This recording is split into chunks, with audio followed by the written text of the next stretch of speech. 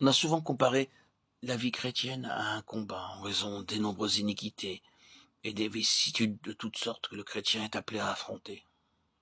Mais sur ce plan-là, le combat est encore peu de choses comparé à ce qu'il devient plus tard, quand la vie spirituelle s'est développée et que les adversaires ne sont plus tellement des choses mais des personnes, des intelligences spirituelles agissant pour le compte du prince des ténèbres et sous sa direction. Quiconque s'est laissé conduire par le Seigneur sans regarder en arrière, sait ce que c'est que d'être aux prises avec cet adversaire-là. Nous n'avons pas à lutter contre la chair et le sang, dit Paul, mais contre les dominations, contre les autorités, contre les princes de ce monde de ténèbres, contre des esprits méchants dans les lieux célestes. Or, c'est la prière qui est le champ de bataille de cette lutte sans merci. C'est la prière qui décide de la victoire. C'est sur le terrain de la prière que les forces adverses sont heurtées de front et mises en déroute. Et parce qu'il en est ainsi, la vie de prière du croyant est et demeure l'objectif essentiel des attaques de l'ennemi. C'est sur ce point particulier qu'il concentre toute son attention et fait converger tous ses efforts. Toute sa stratégie, il l'a fait servir à emporter cette position-là et à la posséder, à la conserver. S'il peut s'arranger d'une façon ou d'une autre pour réduire à zéro notre vie de prière, il peut crier victoire. Il tient les clés de la situation. Il a eu raison des saints. Il a déjoué les intentions de Dieu. À combattre la prière et la vie de prière du croyant, l'ennemi met une énergie farouche, de l'acharnement, de la violence, de la ruse aussi. Il s'y prend de bien des manières. D'abord, dans un sens préventif, il prend les devants, et c'est déjà une bataille terrible, uniquement pour se mettre à la prière, pour s'y engager. Non pas simplement pour prier, c'est-à-dire pour articuler des mots, mais pour prendre conscience des vrais besoins de Dieu dans la prière, pour avoir la voie libre. Et il n'y a rien dans tout l'arsenal des ressources diaboliques, des artifices de Satan, de sa diplomatie, de son ingéniosité qui ne soit mise en œuvre pour faire échec à la prière, selon l'esprit. Vous croyez qu'il se mettra à la traverse de vos bonnes œuvres? Pas du tout. Il s'emploiera au contraire de toutes ses forces à stimuler votre activité pour le Seigneur.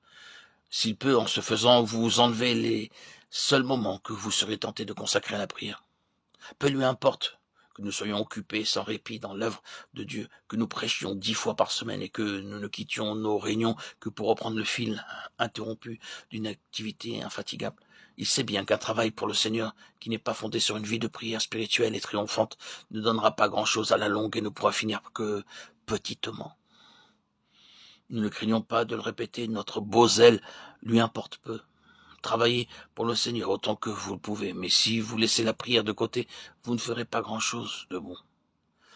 Un des grands pièges de l'ennemi consiste à nous tenir si occupés, si affairés, si pressés par les choses de Dieu, que notre vie de prière, à force d'être bousculée, finit par s'en tirer comme elle peut.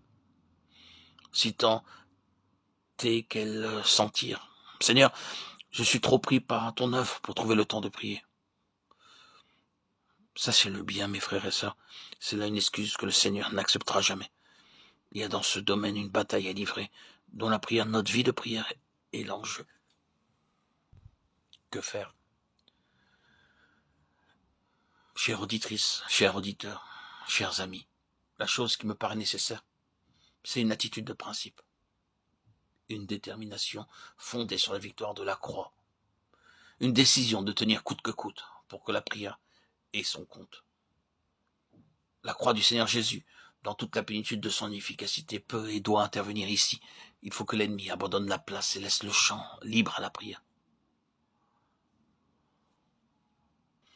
Comme autrefois Shama qui défendit seul contre une troupe de Philistins le champ de lentilles au milieu duquel il s'était campé jusqu'à ce que son épée ait eu raison de ses adversaires.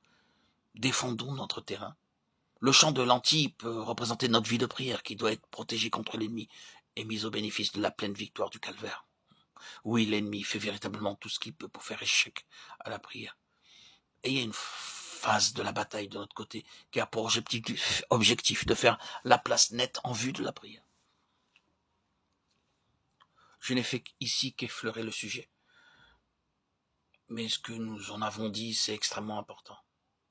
Nous pourrions continuer à faire voir que si l'ennemi ne réussit pas à empêcher la prière, il mettra tout en œuvre pour l'interrompre. Et s'il ne peut l'interrompre, il s'efforcera après coup d'en limiter les effets. À nous, mes bien-aimés, de veiller. Dieu nous garde de mettre à cela de la négligence et de prendre à la légère une responsabilité aussi sérieuse. Quoi qu'il en soit, nous en savons assez maintenant sur cette question de la prière pour apprécier en face l'état où nous sommes, pour invoquer le nom du Seigneur, le nom précieux de Jésus, Yeshua. Invoquer le nom du Seigneur sur cette situation et donner-lui ainsi l'occasion de faire quelque chose de nouveau dans nos relations avec lui. Voilà la clé qui ouvre toutes les portes. Je cherche un homme parmi eux qui se tienne à la brèche devant moi en faveur du pays. Ézéchiel, chapitre 22, verset 30.